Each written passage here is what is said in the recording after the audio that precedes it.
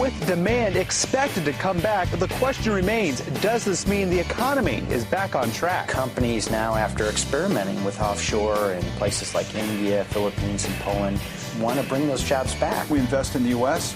We're the biggest exporter in the country. In the cycle we're in right now, we're creating jobs. From Radio America, it's Neil Asbury's Made in America, the show that explores American industry, large and small, and promotes American-made products everywhere. Put Neil Asbury's Made in America to work for you. A very big welcome to you today. I'm your host, Neil Asbury, together with co-host Dr. Rich Rothman. So, Rich, energy, very big topic, going to be a very, very big topic going into this next election cycle. Hey, look, we just had an election and we're already talking about 2020. Oh, yeah. Yeah, but they're running. Let me tell you, the Democrats are really seem to be lining up on this Green New Deal, They want basically they want to outlaw fossil fuels, right? And, I don't know what we're supposed to do, but, what's it going to cost? How are we going to do it? Hey, look, details. We don't need to know those details. Kind of like the Obamacare, just kind of vote for it and we'll figure out what it's all about. Yeah, well, that's a Pelosiism. Yeah. That worked for them then. No, what the good news is they're only lining up on the left side of the room. So the right side of the room, there's lots of space for people to start lining up and see if they want to run. No, they're lining up and they're so far to the left, they don't even do themselves. They're so far to the left. And this new Green Deal that we'll talk about in the show really sets the stage for a disaster economically. Who's behind it? Senator Gillibrand from New York. She says she's running for president. Yeah, she's and good. She backs the Green New Deal. Oh, sure. Obviously, Kamala Harris from California. I'm sure she's going to be backing it. Michael Bloomberg plans to make global warming the linchpin of his campaign. Oh, good for him. Now. There's folks in the Democrat Party who wants to outlaw him because he's got too much money, and that's a big failure of American politics, is that people actually get wealthy. So I wonder how he's going to reconcile that. Well, I guess with his party. Yeah, AOC's not going to like him very much. No, she's going to be against him. No. You can't have billionaires because it's wrong. It's immoral. Wrong. Yeah. I mean, how can you have a billionaire when people are getting ringworm in Appalachia? That's not fair. Just saying. And then there's a guy, and I don't even know who he is. This guy, Jay Inslee, I guess Washington state governor, says that a carbon tax is his ticket to the presidency. That's probably a good idea, too. I think, to be perfectly honest, that you should do Who's all that of guy? This. All of it. Well, of course, he's in Washington. You don't have to know anything more than that. But all of that should be put into this. Of course, what I find astounding is that AOC's we're talking about Cortez, of course, out of New York, that raving, genius of a human being. She wants it done in 12 years, and regardless, we're going to do it, and people will just have to make the adjustments. It's World War II done over. Irregardless of all the jobs. Irregardless. And all the people. Yeah. Hey, look, Rich, we got a great guest to come on here and talk all about this very important topic. Very pleased to have with us Daniel Turner, who is the founder and executive director of Power the Future. Daniel, welcome to Made in America. Thank you very much for having me on. And then there's another headline that America could be energy sufficient in 2020. We're creating all of these jobs. If we make a trade deal with China, they want to buy a lot of energy from us, creating even more jobs and reducing our trade deficit. I mean, we're living here in parallel universes, aren't we? Absolutely. People need to remember that it wasn't very long ago that Jimmy Carter told us we were going to be hitting peak oil and we were going to be out of it completely. And yet in the last 15 years, we've discovered so much oil and gas and fossil fuel reserves that we're now the world's leading oil-producing nation. We are on a path to real energy dominance, as President Trump calls it. So it's crazy to think there are people who are going to run against him on reversing this very positive trend. Well, yeah, absolutely. But, it seems to be here's the problem. And the media is at fault for this. And as they were with the Obama scenario, they're creating an image. They're creating the idea. They're creating the crisis, even if there isn't a crisis. and which is really ironic because they're accusing the Republicans of manufacturing a crisis, when in fact, remember, when the libs do that, it's exactly what they're doing. That's a litmus test. But they're creating the acceptability to start going back to anti-fossil fuel. It's wrong. It's morally wrong. We can't do that. So Exactly. That's where that's going. The folks who are pushing this, if they knew the slightest bit about energy policy and also how our electric grid works, and to think they have the power to tinker with it, I am sure Ms. Ocasio-Cortez, for all of her intentions, has no idea how many megawatt hours it takes to generate, needs to be generated for New York City to be powered. Right? Does she know where it comes from? Does she know what a coal-fired plant generates in megawatt hours? How about the nuclear reactors? So she's talking about these things. Well, we'll just get rid of fossil fuels as if, chopping off your feet means, well, we'll just keep walking anyway. It's nonsense that they are making these proposals when they really have no idea how energy works, how the electric grid works, and how our economy would literally come to tatters. Australia just threw out their prime minister because they pushed a Green New Deal in Australia, and Sydney and Melbourne were having brownouts because their electric grid could not keep up. What would happen in America if that were the case? What would happen to our economy? So it's crazy these people are making a lot of looting. That's what would happen in America. I saw that movie, The Book of Eli, with Denzel Washington. Yeah. Pretty scary apocalyptic vision. So Daniel, tell us, what is the Green New Deal? I mean, what is it? Where did it come from? And, unfortunately, we're going to be hearing a lot about it, so we better know, how did it originate? Yeah, it seems that the Green New Deal was literally cobbled together by a bunch of interns over a weekend. And I'm not being facetious. This is not ridiculous. A serious. But they had a good time. They had Kentucky Fried Chicken, white meat only. I just want you to know that. They laid it out for them completely. Maybe coleslaw. There is some green component to it because they talk about being fossil fuel free, but the vast majority of the Green New Deal is really just straight statism and Marxism. It's guaranteed income, guaranteed jobs, free education, free healthcare, free housing. So there is more of a New Deal component to this than a green component. So this is not just about energy. I mean, this is this is a lifestyle. This is the whole social fabric of our country. Well, it's wealth distribution. That's what it is. Redistribution. Right? Redistribution. So, Rich, I mean, how does Michael Bloomberg run for president in a party like that?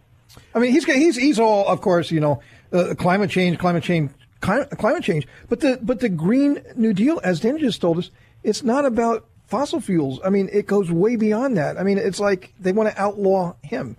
Well, it would pretty funny, I think. I mean, it's pretty funny. Part of it is he might consider changing parties. Well, I don't know. I mean, first of all, what does he do? He goes downstairs to Chase, because it's in his building, and he takes some money and he goes and he buys what he wants to buy. But no, the reality of it is that it is a redistribution. It is a denigration of our economy and all the things that are making us go forward. It would immediately stop. But it is also a discussion of going into renewable fuel and things like that. John Hofmeister, who I've read everything he's written basically in his book, and he's the former president of Shell Oil. He's a great guy, great speaker, does really, really well. And he's involved he's the CEO of Citizens for Affordable Energy, and he understands renewable energy. I mean, he knows it better than most people. And he said the problem, and I'm cutting to the chase, the problem with renewable energy such as wind and solar is that there's no critical mass. And you said it at the beginning of the show, the top of the show, Neil. That is, we need megawatts of power to run a city like New York or a state or General Motors in Detroit or a major steel company. I mean, a manufacturing company. And with these renewable fuels, you don't have that critical mass. Not today, not tomorrow, maybe in the future. It doesn't exist right now. So that's a major... When you come to that fossil fuel discussion, that's a major flaw. There's got to be a bridge. Yeah. There's got to be a bridge to the future, and I think that's what's missing here. Hey, Daniel, very quickly before we got to go, we got this little trade war going on with China. There's kind of telegraphing that, hey, maybe there's a resolution, and that China is going to buy more stuff from us. I mean, how big would energy exports to China potentially be if China became a very important energy customer of the United States? And could we even supply China? Do we have enough ourselves? Do we even have the delivery system to supply China? It's a great point. And as Anwar is getting ready to come online, remember, it just got opened up legally. Congress passed it last year. It's going to take 2 or 3 years until the oil starts coming out of Anwar. But they're in a very strategic position for the pipeline going from Prudhoe Bay down to Valdez to send oil and gas over to China. China could be a great energy customer for us. They're already a great coal customer. We have somehow curtailed coal in the United States because of people like Mike Bloomberg, but we do export coal to China. And so I think it's wonderful that America is blessed with these resources, and it puts us in that strategic level of dominance, which is why President Trump calls it energy dominance. It's leverage over other nations, hostile, and our allies as well. Hey, Daniel, man, it's been wonderful talking to you. We've been talking to Daniel Turner, founder and executive director of Power the Future. Daniel, we really, really appreciate you being with us today. Anytime. Loved it, guys. Thank you. Coming up, Dr. Rothman and I are going to talk about a number of things. I mean, the headlines this week, Rich, are really, really incredible, and they have a lot to do with jobs. Made in America.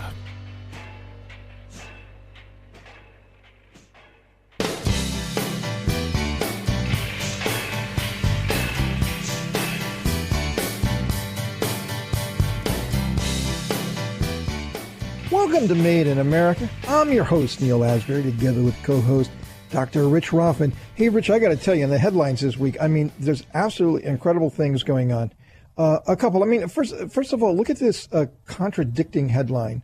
One headline: unemployment claims lowest since November 1969. Unbelievable. 1969. Down 13,000 from last week. The summer of love. My goodness. Can you imagine? All the way back to 1969. Mm-hmm. And then the contradiction, of course, this week is Elon Musk pink slips 577 employees at SpaceX. Yeah, looks like it's not going too well over there. No, they're having a problem there. I think Musk right now is. I think he's having a problem. Yeah, he's having a problem. He did not have a good run. Well, you don't take on the SEC. Not a good idea to do that. You don't smoke dope under your desk, no less. I mean, it's one thing to look hip, I guess, at Davos. I'm having a really good. Yeah, you see those mountains? Oh yeah, right. Yeah. Maria, what were you talking about? You know what I mean? So it's not a good idea to do that when you're a public entity. And not a good idea. Especially when your company is kind of failing, and you need support from the financial scares the investment brokers community at UBS. Yeah, they don't like that. They don't like that. Good. So that's a problem. And I guess what's happening right now with the space thing. You've got Bezos is pouring tons of money into it. And we haven't seen him smoked up yet, but we do know that he's divorcing his wife, so he's got a problem. But these guys live in another world anyway. Yeah, he's from Seattle. Another world. Yeah, let him go. All right, and you've got Virgin. Virgin is doing that. Richard Branson's group is doing their thing. Another interesting, and it's becoming a cottage industry. If you think, and I know I'm saying cottage, it's a big industry, but it's a very, very growing environment. And this morning on Maria, I was watching her. I watch her every morning. And they were talking about these private corporations are now getting involved in building space vehicles. So Musk is not the only guy out there right now. So there's competition. I wonder what happens when the Democrats outlaw billionaires. I guess we won't have any space programs anymore, will we? Well, I was thinking about that, Neil. I was actually thinking about this. So what would happen, and I know I'm going to use robber barons, but that's what you were taught when you were in school. You know the robber barons of the late 1800s. Sure. Like Vanderbilt and Carnegie and all those cats and Edison. And all. Well, but if they didn't have the ability to create massive fortunes for themselves, which, by the way, Carnegie did. What did he do? Carnegie Mellon Institute. All right, he did some good things with that. So did DuPont, for that matter, but he understood that he created something that was killing billions of people, and he freaked out. But they created the industries that made America great. Where would America be today if we didn't have the ability to come up with an idea and then just pursue the heck out of it and make an awful lot of money, because an awful lot of people have jobs as a result of that. And one thing leads to the next, which leads to the next. Look at Edison. Came up with the light bulb, then he came up with the movie picture thing, and then he came up with other things, and it moved on and on and on. And that gave birth to the fight with Westinghouse, and Tesla. I mean, it's a really amazing story. But those guys made America in the Industrial Revolution, post-Industrial Revolution, late 1800s, early 1900s, that made us great. And now we have the folks who made the digital revolution. We don't have to agree with politics and policy and a lot of different things, but we should very much respect their success, and we should not envy their success. No, we should not be jealous of their success. We should applaud them. We should applaud them. Absolutely. I mean, God bless them for coming out there, putting it on the line. See, you don't know what happened at the kitchen table when things were so bleak and the decisions they made, and when they put it all on the line. Yeah, you just see the success, but you don't know what happened, behind the curtain when the times were tight. They had to borrow money to make payroll. I mean, I got to tell you, there were a lot of bleak days when it was all going to come crashing down, and somehow they found a way through. And you see them today, and wow, they somehow cheated. They stole their way to success. It's the farthest thing from the truth. We don't have to agree on everything, but we can agree that they took risks, they succeeded, and we should applaud it. We should applaud their success, because that means we can all do it. If they could do it, you could do it, I can do it, your children can do it. We can all do it. We should applaud success.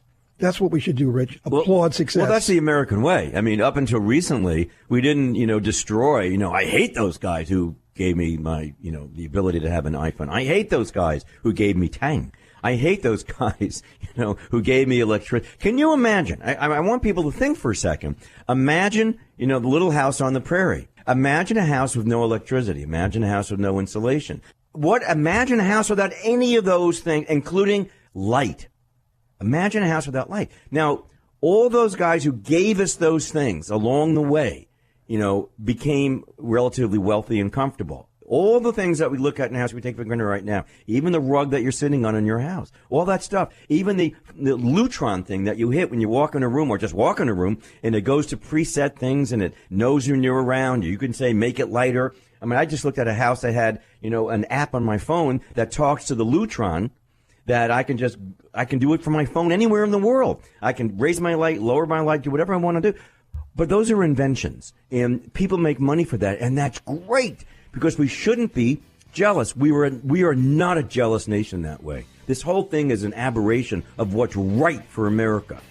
Well, let's continue that thought here, because we're going to segue into political correctness, or in this case, crushing political correctness, because that's part of this whole dilemma that we find, that we are somehow denigrating success.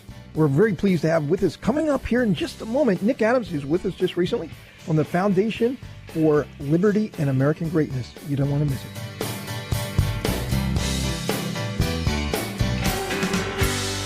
Made in America.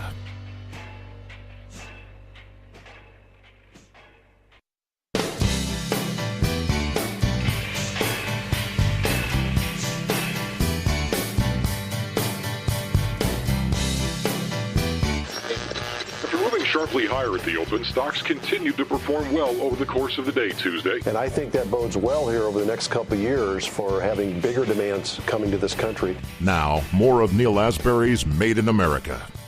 Welcome to Made in America. I'm your host, Neil Asbury, together with co-host Dr. Rich Rothman. Hey, Rich, I think it's very appropriate if we're going to talk about the Green New Deal, which is basically remaking America into a very, very socialist country, a la Venezuela. And, we can see what's going on in Venezuela today.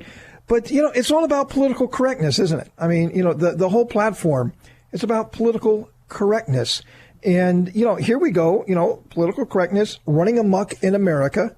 And it gives birth, or at least it gives legitimacy to things that are very radical for mainstream America, the Green New Deal. I mean, would fundamentally remake how we are as a country, how we work as a country, how we invest as a country, how we prosper as a country. And I believe, we could take a look at this huge battle that's been going on here for quite some time, political correctness, and how far that has gone, and what a huge turnoff for many, many people it has become. So we have an author coming on he's been with us a couple of weeks ago. We had a very wonderful discussion about his latest book, Class Dismissed, Why College Isn't the Answer. We had a great discussion about that, and we totally agree. But he's also wrote a book, Retaking America, Crushing Political Correctness. This was published back in April 2007. You can find it on Amazon or wherever great books are sold. Nick Adams, he's also the founder of Foundation for Liberty and American Greatness. The Foundation for Liberty and American Greatness. Boy, that's a great name. A great organization to be the founder of and the leader of. We're very pleased to have Nick on with us right now. Nick, welcome to Made in America. Neil, it's a pleasure to be back on with you. So, this whole thing, I don't know how read up you are on the Green New Deal, but, it basically goes to the very fiber of America. I mean, you immigrated to the United States because of the freedom, the economic freedom, the ability to come here, to become whatever you wanted. You heard about America, you read about it, as a country that was a big magnet for you. You came here because of who we are, our history, our greatness, and now you get to this Green New Deal thing. That's really it's actually in America's second major political party. We have two. One of the major political parties, the Democrat Party, they're actually taking this thing serious. And everyone who's running for president, it seems like they have to pass that litmus test. Are you supporting the Green New Deal? And everybody's lining up to do this. I mean, Nick, what in the world is going on? Well, look, Neil, what you've got to understand and what your listeners have got to understand is that most people erroneously think that political correctness is simply an imposition on speech, that it's just something that tells us what we can say and what we can't say. And that would be egregious enough with our very proud tradition of the First Amendment. But I'm here to tell you and your listeners that political correctness, as I wrote about in my book, Retaking America, which the president tweeted about, political correctness is way more than that. Political correctness is a way of life. It's a mentality. It's a mindset. It's an attitude that says that you should strive for mediocrity and not greatness, that you shouldn't colour outside of the lines lest you be punished, that you should resent those that have differentiated themselves professionally, financially, or in some other fashion more so than you. In fact, political correctness mandates that success and achievement be a measurement of how much butt you kiss as opposed to how much butt you kick. And what could be more un-American or anti-American than that? And so political correctness is this choking conformity, this intellectual tyranny, this totalitarian ideology that strips us of our individualism, eliminates our patriotism, removes our self-confidence. And in doing so, political correctness is transforming the American dream into the European nightmare. And why on earth would we want to follow that trajectory with the new Green Deal? I mean, it's crazy. Look at Europe now. Demography in decline, Islam in the ascendancy, churches being routinely transformed into nightclubs, moral clarity conspicuously absent, one man's freedom fighter is another man's terrorist. Those places have become boring and grey and pedestrian and vanilla and dry. That's not the future that we want for our country. That's not the future that we want for the United States. That's not the future our founders wanted, and that's not the future that I came to America for. Well, I find it very, very, very scary. The whole concept that I'm watching on the left, which is basically the Democratic Party's been hijacked completely. And that's one of the reasons why Pelosi can't do anything. She does anything to agree with Trump in any way to negotiate. She loses all those new people. She loses votes in the House like you've never seen, and she risks losing her power in the House. But political correctness under the Obama administration almost destroyed this country economically, in terms of getting along, with the races, completely destroyed all the progress we made. It rips us apart. We were the rich against the poor, the rich and everybody against the middle class. It eroded the middle class dramatically. Home values in terms of number of homes that were sold during the Obama administration dropped to its lowest level. The most people on food stamps. And the problem with political correctness is that you never get to identify the problems that you have so you can correct the problems, because by defining the problems, you insult somebody. And I mean, really, that is why in Connecticut, in some of these progressive, communities, there are no losers in the kids, t-ball team, baseball team. Everybody wins. No one's a loser. Whoa. That's a good preparation for life. Isn't that political correctness at its best? No one's a loser. Everyone's a loser. No one's a loser, except, of course, for the elites who are the power brokers. That's what political correctness does, I think. Yeah, you're exactly right. That's exactly what it does, Neil, and that's what it's doing. And that's why America right now, while still the greatest country in the world, is not reaching its full potential. And that's because we have this political correctness that really kind of embodies everything that the left wants. I mean, it's climate change, it's egalitarianism, it's policing speech and thought, and what we're seeing on campuses all across the country. I mean, this is what the left are doing, this cultural Marxism. And look, it's very dangerous. It's like quicksand. It starts, and before you know it, there's just no escape. It's swallowing you up. So I think it's every American's duty to be as politically incorrect as possible. And that just means, exercising the American values and principles that have kept this nation great and being faithful to the founding vision for the nation. What they've got to see, the whole thing is, Neil, that these people don't like America the way that you and I do. They don't like the things about America that you and I do. They want to change America into something that it never has been, that it's not, and that it should never be. That's the fight we're in. Hey, Nick, stay with us here. A wonderful discussion. We've been talking about political correctness and Nick's book, Retaking America, Crushing Political Correctness. And we're going to now talk about his book on immigration, another fascinating book. You don't want to miss this. Nick is going to stay with us. We'll be right back. Made in America.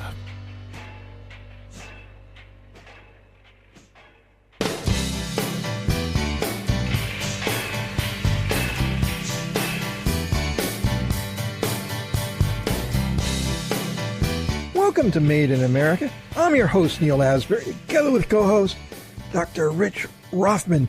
And we're joined with Nick Adams, who is the founder of the Foundation for Liberty and American Greatness and a very prolific author.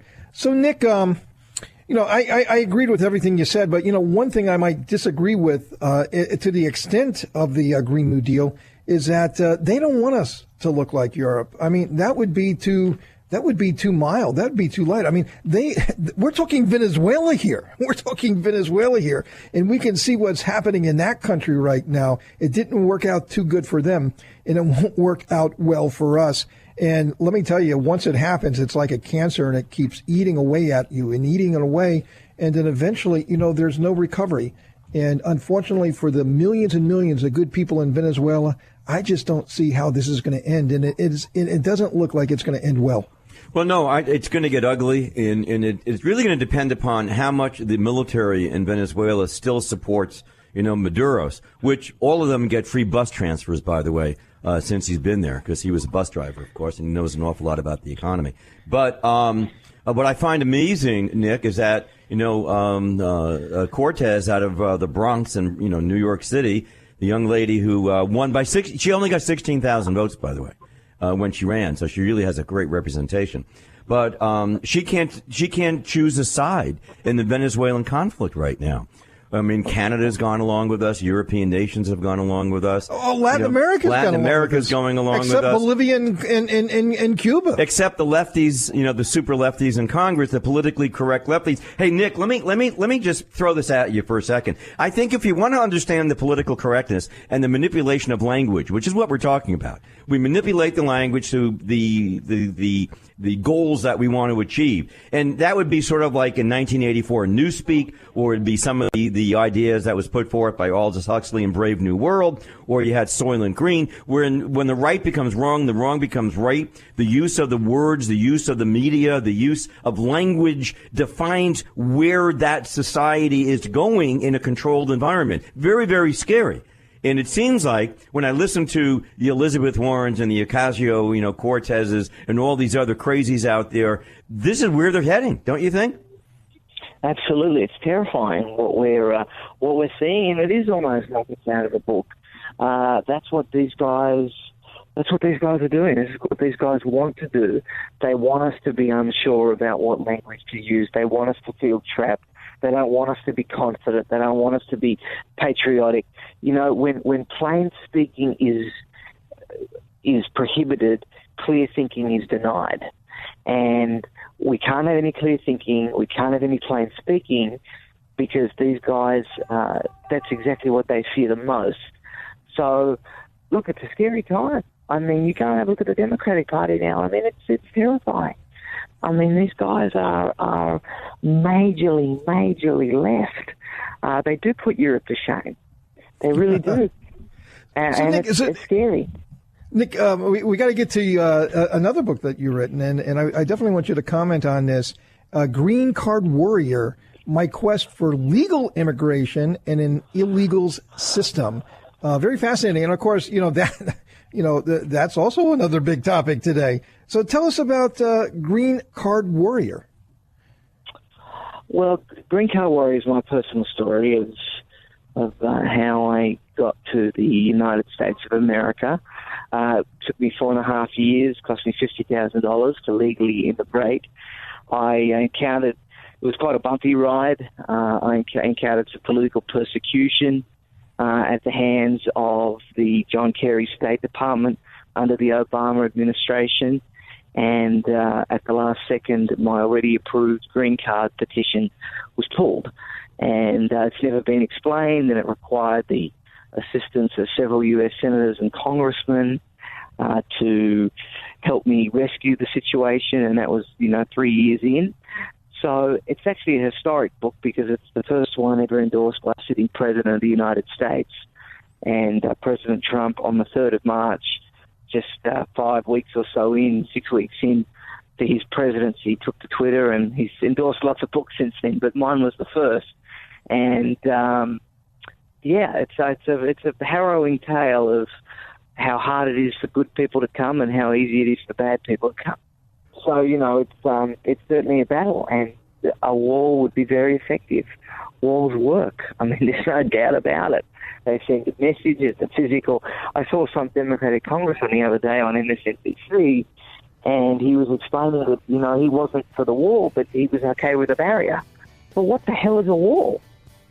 I mean, I don't think we're down to semantics now because that's unfortunately that's the sort of political correctness that we're in. Hey, but Nick, we're out of time. It's been very wonderful to have you back with us. Your books, Class Dismissed, Retaking America, Green Card Warrior, great reads, great American. We're glad you're here, and we hope you're going to come back and see us again real soon. I look forward to it, guys. Thank you so much for having me. See you, Rich. See you, Neil. Coming up, Dr. Rothman and I are going to have some final thoughts for the day. Rich, I can't believe it's our final thoughts already. You don't want to miss it. Made in America.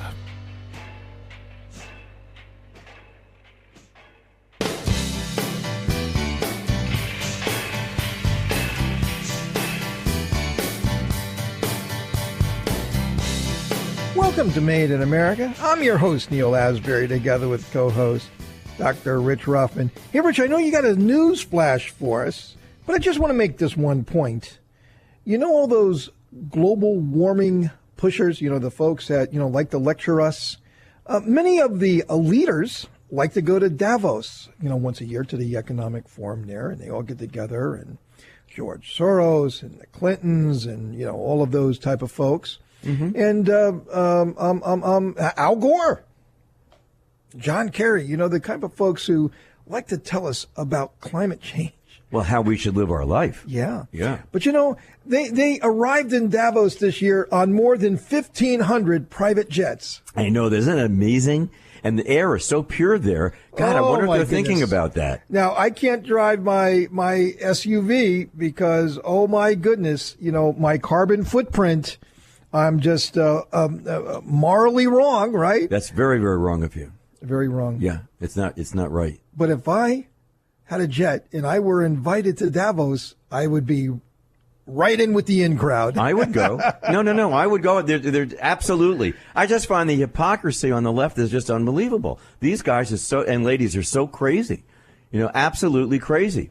But I want to let me just. What's this newsflash? Well, it's because of the show. I have to follow up on this. We always care about our listeners. All right. So who really did invent the toilet? I just have to tell you that because while we're on the show, I just researched this.